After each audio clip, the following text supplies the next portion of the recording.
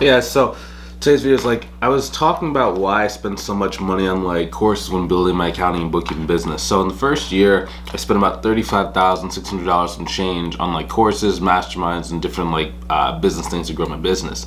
And then since the last thing like 3 years alone, I spent about 150 grand like courses, the same thing, just keep reinvesting in my skill sets and reinvest in myself. I'm gonna kind of talk about why I do that today, and kind of make an argument for like why investing in yourself first is the best option when it comes to increasing your earning potential when starting an accounting business. So first things first, I'm a little distracted. I've changed up my room.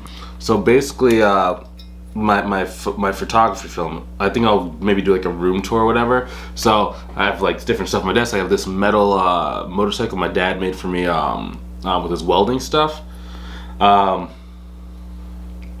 Yeah, so it's kind of cool. And then like I have this desk now.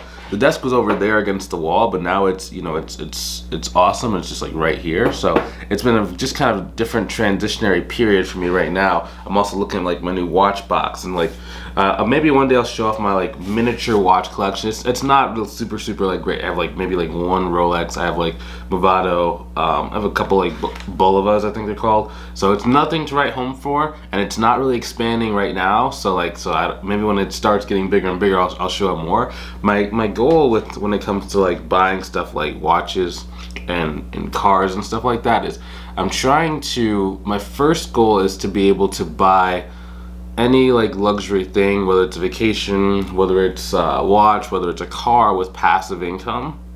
And then eventually I want to get to the point to where my passive income pays for my entire life. So I could go either way. I could go like passive income pays for the life and then start paying for the luxury stuff with the excess, or I can just do like just kind of get some more like cool toys and stuff like that, and then just transition. So I haven't really kind of made up my mind.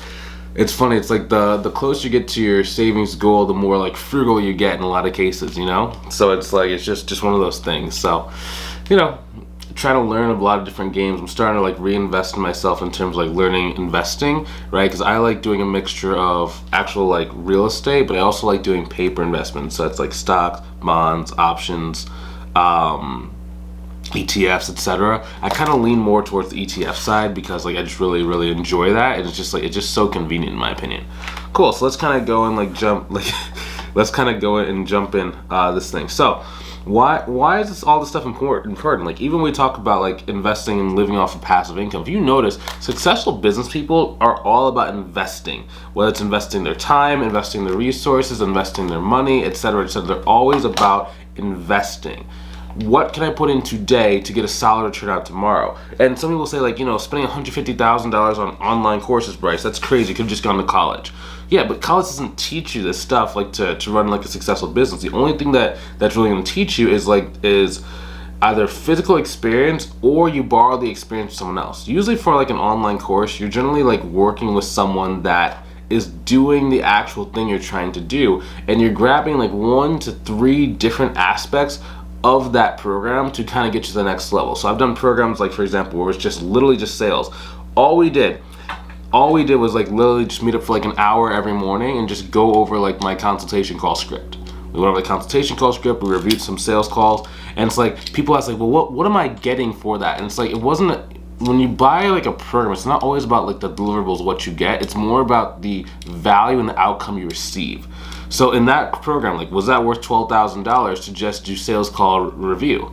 For me, it was worth everything, because now I don't have to do quite as much work in my consultation calls. People close a lot easier. I don't need to do as much follow-up and make more money. You know what I mean? So it's like, even though it wasn't like, a million hours of video content, or there was a training portal, there wasn't anything like that. It was just literally just a Zoom call with the person. You know what I mean?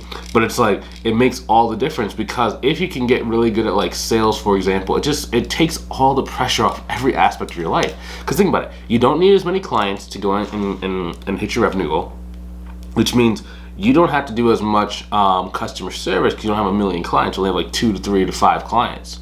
Next thing, you don't need to take a million consultation calls, which means you don't need to do a lot of marketing, right? Because the part of this business that's the most annoying is really the marketing aspect, because then you have to go and like talk to a bunch of leads, and the worse your quality of leads, the more like sales calls you do. So if you just get good at sales and you can turn a bad lead into a good lead, okay, that's gonna make a lot of difference.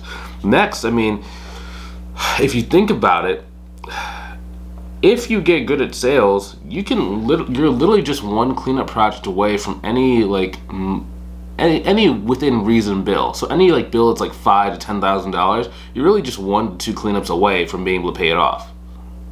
If you really think about it, so it's like you're never going to be poor if you have that skill.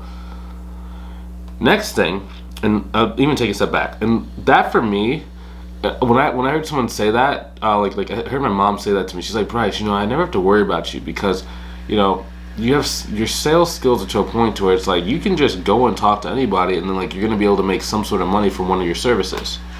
So you never have to worry. And I was like, that's a good point. And I think I kind of took it for granted because I don't really kind of live in a zone of even thinking about ever being poor. You know what I mean? So, but it was kind of like a step back where it was like a gratitude kind of moment. It's like, yeah, that makes total sense. And some people say like, spending money on yourself is risky or expensive. Not really, because if you really just invest in yourself, you're building your skills up to the point to where no matter what you do, you can make money, right? And not that making money is the end all be all, but a lot of things in this world do kind of revolve around money. If you don't have money, then you can't go and take as many vacations. Like you can kind of do a staycation and it's fun. And I'm not saying you have to go and get like luxury things or get like, a Ferrari or just a Lamborghini or anything. I'm not saying stuff like that, right? That's not really what I was shooting for.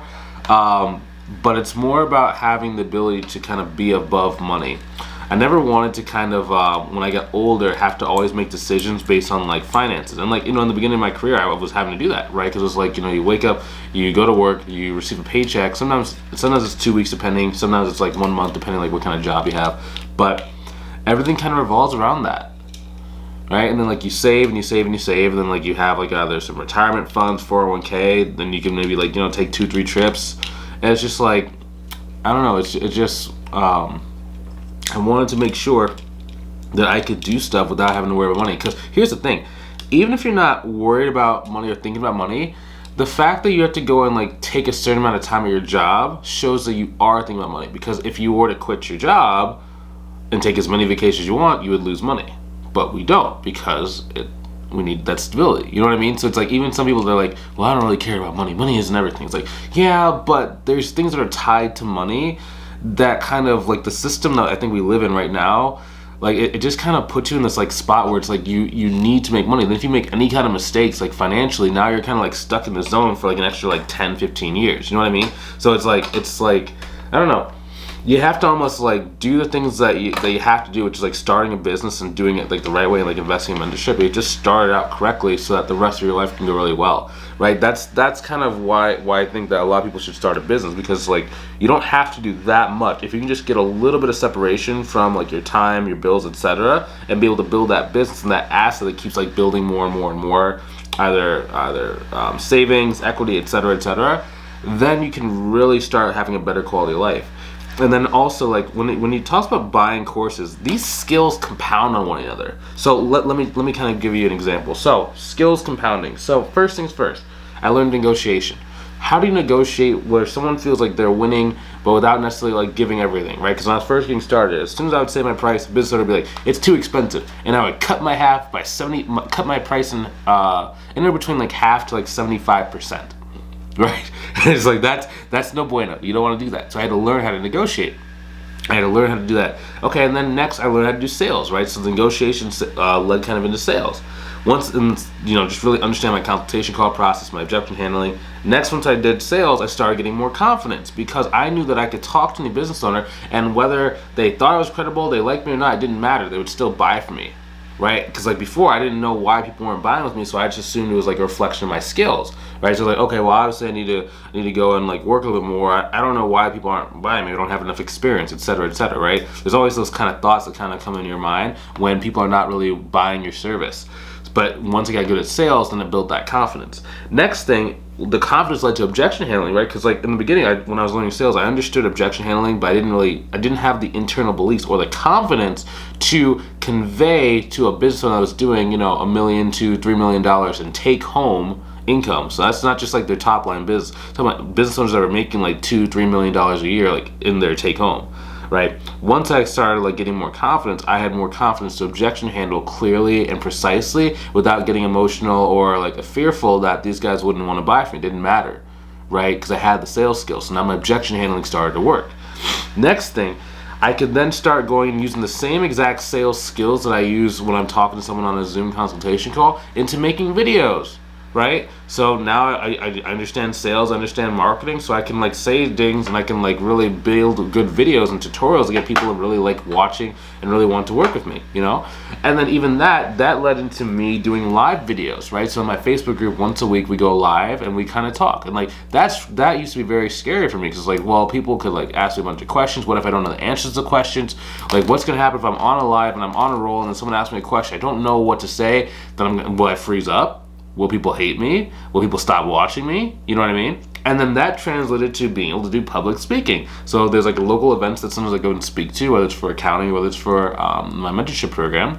And the same skills that I learned in the beginning for negotiation led to a cascading of all these different combined skills that allow me to be able to speak on stage and be able to get clients from speaking on stage. So it's like everything kind of adds up. And that's why it's like, yeah, $150,000 sounds like a lot of money, but it's like you're buying the ability to get more money. There's going to come a time when you hit a critical mass to where you don't need to spend money on courses anymore and you can still make 400, 500, 600. The cool thing about our industry is because once you get up to 100,000, once you get up to 200,000, unless all of your clients drop off, which is very unlikely that happens, you're going to be at that income level forever. So it's like you only need to really get to $300,000 per year one time. And once you're there, you stay there. So it's like, it works, right? So it's like, you know, you buy the skill one time and just keep doing it. And then it's like, you don't even need any more skills after that.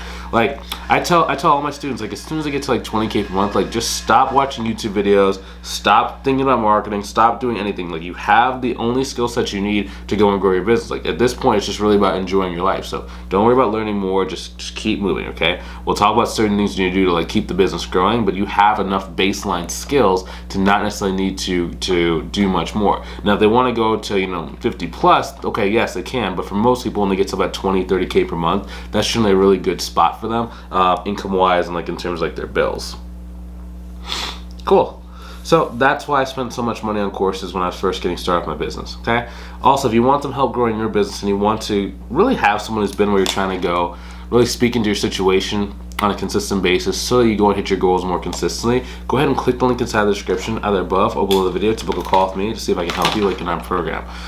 Because in our program, I'm really specific with who I actually work with because I wanted to make sure that I could keep my success rate very high and I wanted to make sure that the customer experience stays very good, right? Because I want to make sure that I can actually speak into your life and I can help you out as much as possible. So that's how I keep our mentorship very small, very intimate, and just making sure that we're delivering really, really great world-class results for our students, okay? So if that's what you want to be a part of, go ahead and click the link inside the description, either above or below the video. Book a call. Let's see if I can help you inside of our program, okay? I will talk to you soon. Have a good rest of your day. Take it easy.